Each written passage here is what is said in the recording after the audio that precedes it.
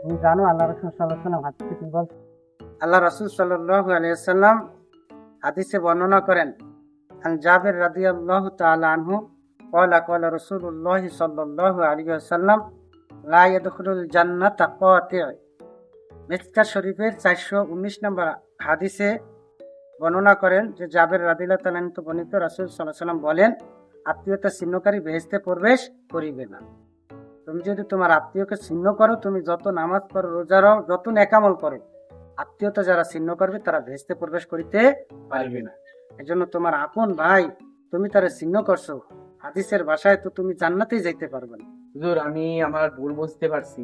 আসলে আমি না বুঝে করছি, আমাকে ক্ষমা করে দিস ভাই। আমি এখন বুঝতে থেকে পারিনি। রক্তের ভাই ভাইয়ের সাথে ভাই সম্পর্ক রাখবা, আমাকে ক্ষমা কখনো করিস, আমি আত্মীয়তা ইনশাআল্লাহ সম্পর্ক সবাইকে ছিন্ন নিয়ে আসবো। করবা না। আল্লাহ তাআলা আমাদের সকলকে আত্মীয়তা সম্পর্ক রক্ষা করে চলার তৌফিক দান করুন। সকলকে আমিন।